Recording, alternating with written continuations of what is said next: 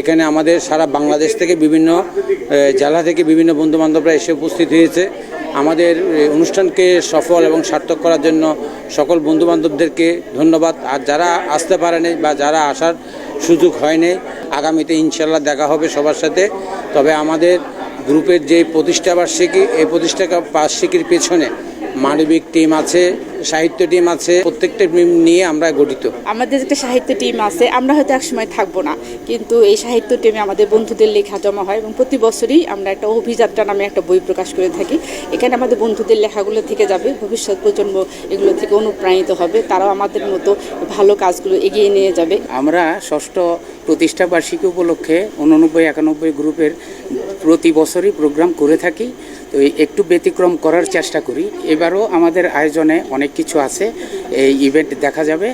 আর এই আগামীতে আমরা আরও বৈচিত্র্য কিছু নিয়ে ইনশাল্লাহ আসবো। প্রতি বছর 10 জন মেধাবী বন্ধুদের বাচ্চাকে আমরা 15,000 টাকা করে স্কলারশিপ দিয়ে থাকি এবং সেটা আমরা 10 জন বন্ধুর বাচ্চাকে সে স্কলারশিপটা দিয়েছি এবং এর বাইরেও 3 জন বাচ্চাকে মেরিট অফ অনার দিয়েছি যারা ভালো করেছে। আমাদের 89-91-এর একটি ফাউন্ডেশন হবে, সেই ফাউন্ডেশনের মাধ্যমে আমরা আমাদের বন্ধুদের নিয়ে একটি বয়স্ক বিশ্রামাগার বা আমরা যখন প্রবীণ একটা সংঘ করব, সেখানে আমাদের বন্ধুরাই শুধু থাকবে এবং সাথে একটি হাসপাতাল থাকবে।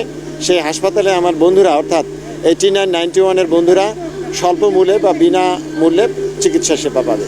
সারা বাংলাদেশের 89 সালে যারা আমরা এসএসসি পাস করছিলাম তাদেরকে নিয়ে আমাদের এই প্ল্যাটফর্ম।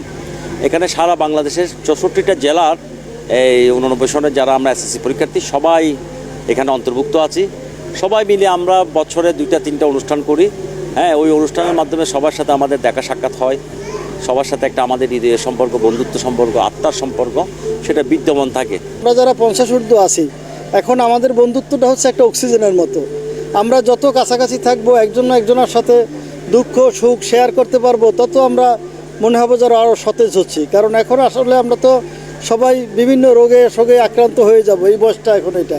কিন্তু যখন আমাদের মধ্যে ইন্টিমেসি বাড়বে, বন্ধুদের সাথে বন্ধুত্বের গভীরতা বাড়বে, একজন একজনের সাথে বিভিন্ন বিষয় শেয়ার করতে পারবো, তখন দেখা যাবে যে না, আমরা আর প্রবীণ না, আমাদের মধ্যে একটা তারুণ্যের ভাব আসবে, আমরা নবীন। আসলে প্রোগ্রামটা যে এত আনন্দ ঘন মুহূর্ত, খুবই ভালো লাগলো। আমরা ভবিষ্যতে আশা করব চট্টগ্রামে প্রায় এই ধরনের অনুষ্ঠান করার জন্য, প্রতি বছরই করার জন্য আমরা আগ্রহ বোধ করব।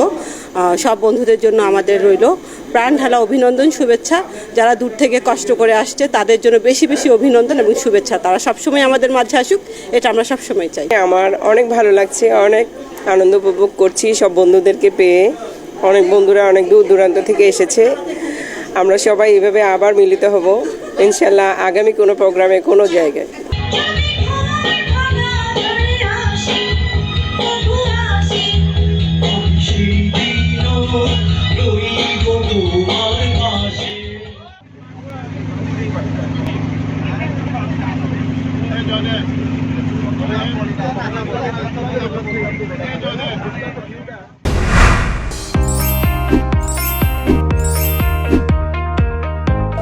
চট্টলা টিভি, ইতিহাস ঐতিহ্যের প্রতিচ্ছবি।